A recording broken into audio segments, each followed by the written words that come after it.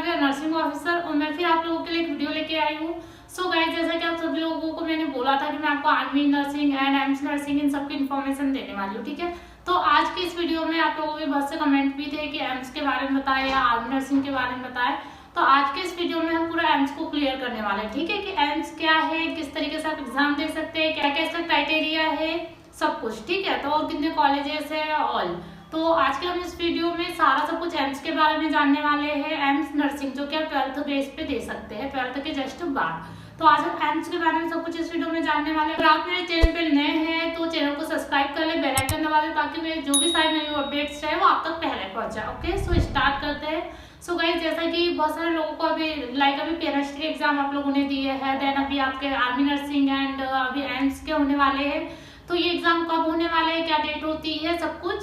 तो हम स्टार्ट करते हैं शुरू से कि एम्स है क्या। तो आप सभी लोग जानते हो, जैसे एम्स का फुल फॉर्म जो है, जैसा कि एम्स क्या होता है, तो एम्स है all India institute of medical science, ठीक है। मतलब कि मेडिकल के फील्ड में ऑल सारे सब कुछ इंस्टीट्यूट जो आते हैं वो एम्स के अंतर्गत आते हैं और इसी में अपना मेडिकल सारा सब कुछ चलता है, ठीक है।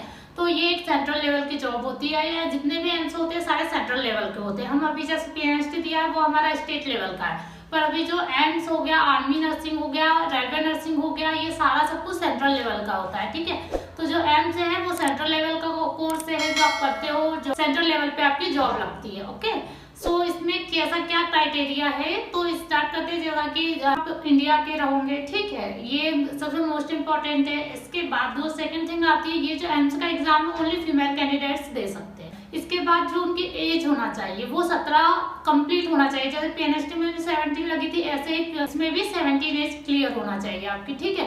भले आपका 12th रनिंग चल रहा हो, पर आप अगर 17 कंप्लीट हो गए हो तो वो भी आप फॉर्म सबमिट कर सकते हो। फिर जो 12th की मार्कशीट या डॉक्यूमेंट जो लगेंगे वो आप अगर क्वालिफाइड कर लोगे तो वो आपको उस टाइम पे लगेंगे, पर आप एग्जाम दे सकते हो। ओके, सो इस तरीके से आपका मतलब 12th है तो रनिंग हो या 12th कंप्लीट हो, ठीक है। फिर इसके बाद कैसा कि 12th में आपका सब्जेक्ट क्या होना चाहिए, तो सभी लोग जानते हो हम नर्सिंग कर रहे हैं तो इसमें सबसे मेन क्या होता है, बायोलॉजी, ठीक है। तो इसमें बायोलॉजी स्ट्रीम वाले स्टूडेंट ही फॉर्म अप्लाई कर सकते हैं, जिनका main subject physics, chemistry and biology तीनों होना चाहिए। ओके, इसके बाद इसमें और क्या पूछा जाता है कि फिजिक्स, केमिस्ट्री, बायोलॉजी के अलावा इसमें जनरल नॉलेज के भी क्वेश्चंस बनते हैं, ठीक है। ये कितने नंबर के बनेंगे मैं आगे बताती हूँ।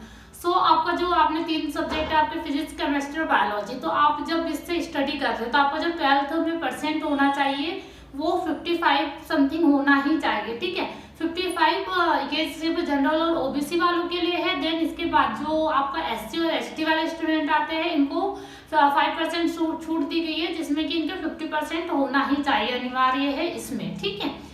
सो इस तरीके से आपके सब्जेक्ट होंगे। तो आप लोगों ने जैसे 10th पढ़ी, 12th पढ़ी, सारा सब कुछ बेसिक पूछा जाता है। जो आपने 10th से लेकर 12th तक सब कुछ जो क्लियर किया उसी के रिगार्डिंग उसमें जो जब आप एग्जाम देने जाते हो तो उसी के रिगार्डिंग उसमें क्वेश्चंस पूछे जाते हैं, जो कि एनसीईआरटी बेस्ड होते हैं सारे। देन इसमें एक पॉइंट ये भी है कि आप लोगों का जो 12th है वो एक ही अटेम्प्ट में क्लियर होना चाहिए। जैसे कि ऐसा नहीं कि आप लोगों ने मतलब 11th किया फिर 12th में आप नहीं मतलब किया पर आप फेल हो गया, सप्लीमेंट्री आगे फिर आपने एग्जाम दिए, तो ऐसे कैंडिडेट को नहीं लिया जाएगा जिन्होंने 2 बार में 12th पास की हो, ठीक है। ओनली एक ही फर्स्ट अटेम्प्ट में आपकी 12th पास होना चाहिए। तो ये सारी बातें होगी कि कौन कौन कर सकता है, एलिजिबिलिटी क्या होनी चाहिए इसकी, ठीक है। इसके बाद हम आते हैं कि इसका एग्जाम पैटर्न क्या होता है। तो एग्जाम पैटर्न में मैं आपको सारा सब कुछ बताती हूँ कि कितने मार्क्स का आता है एंड ऑल, ठीक है।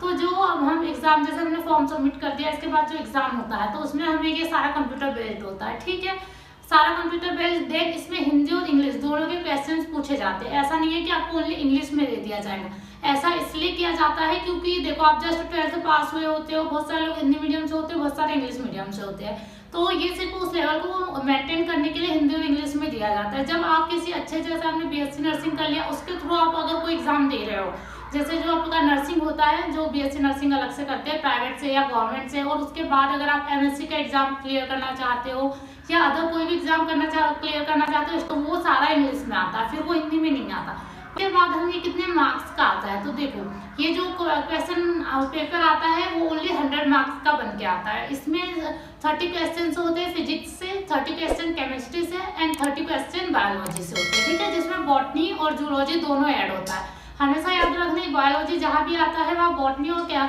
जो जूलॉजी होता है वहाँ दोनों ऐड होते हैं। तो इस तरीके से 30 क्वेश्चन तीनों सब्जेक्ट के आते हैं। इसके बाद 10 नंबर का आता है जीके, जिसमें जनरल नॉलेज और करंट अफेयर्स के क्वेश्चन पूछे जाते हैं। तो ये टोटल मिला के 100 मार्क्स का क्वेश्चन आता है, आपको क्वेश्चन पेपर बन के आता है, ठीक है, ओनली 100 मार्क्स। फिर इसका जो पेपर सॉल्विंग टाइम क्या होगा आपका, तो ये होता है आपका 2 घंटे, ठीक है, 2 घंटे का पेपर होता है, 100 क्वेश्चन होते हैं जो आपको 2 घंटे में क्लियर करने होते हैं सारे कंप्लीट, ओके। इसके बाद इसमें नेगेटिव मार्किंग के कैसा क्या है, तो नेगेटिव मार्किंग जो होती है इसमें 1/3 की जाती है, यानी नेगेटिव मार्किंग होती है। जैसे अपने पीएचडी एग्जाम में नेगेटिव मार्किंग नहीं होती, पर इसमें नेगेटिव मार्किंग होती है, ठीक है। अगर आपने 3 क्वेश्चन गलत किए हैं तो आपका एक सही क्वेश्चन कट जाएगा, ठीक है। तो इस तरीके से 1/3 इस पे नेगेटिव मार्किंग है। देन हम प्रीवियस की बात करते हैं कि एग्जाम कब हुए थे। जो अभी लास्ट टाइम ये एग्जाम हुआ था वो हुआ था 27/4/22 को, मतलब कि अप्रैल महीने में ये एग्जाम हुआ था। ये 2023 में मार्च या अप्रैल में फिर से इसके एग्जाम कंडक्ट करवाए जाएंगे। तो अभी जो भी स्टूडेंट जिन लोगों को नहीं पता है या पता चला हो वो जरूर इसके लिए एम्स के लिए तैयारी स्टार्ट कर ले, क्योंकि 2023 में अभी बहुत जल्द 3 से 4 महीने बचे हैं। उसके बाद आपके फॉर्म आ जाएंगे और फिर आपके एग्जाम हो जाएंगे, ठीक है। जो एम्स एग्जाम है ये 12th बेस पे जो होता है वो हर ईयर कंडक्ट करवाया जाता है। तो आप लोग एग्जाम दे सकते हो, और जिन भी बच्चे जो अभी फ्रेशर है, जो लोग दे सकते हैं, 17 ईयर कंप्लीट होना चाहिए, उसके बाद आप दे सकते हो। इसके बाद जो एग्जाम फीस होती है आपकी, कि एग्जाम फीस समथिंग कितनी होती है, जो जनरल और ओबीसी वाले स्टूडेंट होते हैं इनके समथिंग 1500 रुपए होती है। देन जो एससी और एसटी है, ईडब्ल्यूएस जो आते हैं कैटेगरी में, इनके लिए ओनली 1000 रुपीज होती है ये फीस, ठीक है, इसके जिससे आप फॉर्म भर सकते हो। देन इसके बाद आपका जो जैसे कॉलेजेस कितने हैं, तो अभी तक 9 कॉलेजेस के लिए जो होती है एम्स में काउंसलिंग करवाई जाती है। ये कॉलेजेस अभी बढ़ने वाले हैं, लाइक अभी 12 होने वाले हैं, पर कंफर्म नहीं हुए हैं कि अभी हो गए हैं या नहीं, ठीक है, पर अभी ये सब रनिंग में चल रहा है। पर जो अभी कंफर्म कॉलेजेस हैं वो 9 कॉलेजेस हैं एम्स के लिए। तो आप लोग अच्छे से पढ़ाई करें ताकि आपको एम्स कॉलेज मिल जाए, जो कि सेंट्रल की जॉब है। तो ये बहुत अच्छी जॉब है, इसमें ज्यादा कुछ ऐसा नहीं पूछा जाता, सिर्फ आपको बेसिक क्वेश्चंस पूछे जाते हैं जो कि आपके फिजिक्स, केमिस्ट्री और बायोलॉजी से बनते हैं। तो आप ये एग्जाम बहुत अच्छे से दे सकते हो, इसमें आपको क्वालिफाइड भी हो सकते हो और एक बहुत अच्छी जॉब ले सकते हो। जैसा कि अगर आप पहले पीएचडी करते हो, उसके थ्रू उसके बाद जब आप बीएससी नर्सिंग आपका कंप्लीट हो जाता है, जब आप जॉब करने लग जाते हो, तो आप जब सोचते हो कि मुझे आगे कोई और लेवल करना चाहिए, ये थोड़ा कम है, तो आपको इसके बाद नॉर्सेट देना पड़ता है, जो कि एम्स का ही एग्जाम होता है, जो आप बीएससी के बाद दे सकते हो। उससे अच्छा ये रहता है कि आप 12th के बेस पे ही एम्स का एग्जाम दे दो, और अगर आपने वो क्वालिफाई कर लिया तो आगे आपको कोई दिक्कत नहीं होती। जो एम्स की सैलरी होती है वो 17,000 से स्टार्टिंग होती है, इसके बाद बढ़ती जाती है। तो सबसे अच्छा जो पे ग्रेड होता है एम्स या सेंट्रल लेवल का ही होता है, चाहे वो रेलवे में हो या आपका आर्मी नर्सिंग में हो या फिर आपका ये एम्स में हो, इसमें सबसे अच्छा पे ग्रेड आपको दिया जाता है। सो गाइस, आपको समझ आया होगा कि ये 12th बेस वाला एग्जाम कब होता है एम्स का। तो ये फाइनली अभी आपका 2 से 3 महीने बचे हुए, इसके बाद फॉर्म आ जाने हैं। तो आप अभी से अच्छे से पढ़ाई कर ले, क्योंकि ये सेंट्रल लेवल का एग्जाम है। जैसे आप यूपी से बिलोंग करते हो या बिहार या एमपी, जहाँ से भी आप हो, आप ये एग्जाम दे सकते हो, क्योंकि ये सेंट्रल लेवल की जॉब होती है, ठीक है, इसमें स्टेट नहीं देखा जाता है। एंड गाइस, इसके बाद नेक्स्ट वीडियो में मैं आपको बता दूंगी कि जो इस एग्जाम के लिए आपको जो बुक पढ़नी है, यानी कोई इस बुक से ज्यादा क्वेश्चन आते हैं, तो मैं बुक्स का भी वीडियो आपको बना के अपलोड कर दूंगी, ताकि आपको क्लियर हो जाए कि आपको किस बुक से स्टडी करनी है एम्स के लिए। एम्स एग्जाम बहुत अच्छा है, आप लोगों को जरूर देना चाहिए, क्योंकि बहुत सारे बच्चे जो एम्स एग्जाम देते हैं उनका जो आगे का फ्यूचर होता है वो सेट रहता है, यानी मतलब उनको ज्यादा कोई प्रॉब्लम नहीं होती, वो डायरेक्ट एम्स नर्सिंग ऑफिसर बनते हैं, ठीक है। यहाँ की जो फीस वगैरह होती है वो सब कुछ 0 होती है, आपको ज्यादा पैसा कुछ नहीं लगता। 4 साल की फीस समथिंग 2500 से 4000 तक में आपका पूरा कोर्स कंप्लीट हो जाता है बीएससी नर्सिंग का। सबसे कम फीस एम्स की होती है ना, क्योंकि सेंट्रल लेवल की होती है, सबसे बेस्ट जॉब होती है। और यहाँ पे अगर आपने एक बार एग्जाम क्लियर कर लिया, उसके बाद आपको मनी प्रॉब्लम नहीं होती है, ना ज्यादा फीस देनी होती है, हर एक तरीके से सब कुछ अच्छा होता है। लाइक आपको अच्छे एम्स कॉलेजेस मिलते हैं, देन आपको हॉस्टल वगैरह, फैकल्टी, सारा सब कुछ बहुत अच्छा मिलता है। तो एम्स बहुत अच्छा है, आप लोग अगर ट्राई कर रहे हो या स्टडी कर रहे हो तो एम्स का एग्जाम जरूर दें, क्योंकि इससे आपका बहुत अच्छा सब कुछ होने वाला है, ठीक है। इसके बाद मैं आपको नेक्स्ट वीडियो में आर्मी नर्सिंग का बता दूंगी कि आप आर्मी नर्सिंग का क्या क्या कोर्स है, उसमें किसके थ्रू होता है। उसमें 12th बेस पे तो होता है, पर उसकी थोड़ी जो प्रोसेस है वो अलग है। तो मैं नेक्स्ट वीडियो में आपको आर्मी नर्सिंग का सब कुछ बता दूंगी। आई होप आपको एम्स नर्सिंग का सारा सब कुछ समझ आया होगा कि 12th बेस पे आपकी क्या क्या क्वालिफिकेशन होना चाहिए, क्या क्या क्राइटेरिया है जिसके थ्रू आप आपका एग्जाम दे सकते हो, ठीक है।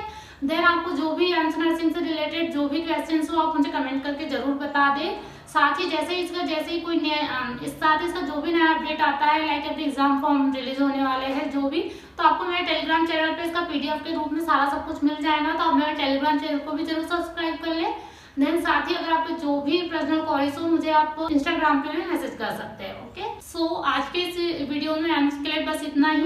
इतना ज्यादा डिफिकल्ट नहीं होता, लाइक आपने जैसे दिया हुआ है PST या अदर भी एग्जाम दिए सेम ही वैसा ही होता है, बस इसका जो थोड़ा नेगेटिव मार्किंग है, पर पैसे थोड़े टफ आते हैं क्योंकि ये सेंट्रल लेवल का एग्जाम है, तो आपको अपनी जो प्रिपरेशन है बहुत अच्छे से करनी पड़ेगी। साथ ही जो भी बुक्स है मैं आपको नेक्स्ट वीडियो में बताती हूँ। ओके, चैनल पे नए हैं तो चैनल को जरूर सब्सक्राइब कर लेना। Thank you for watching.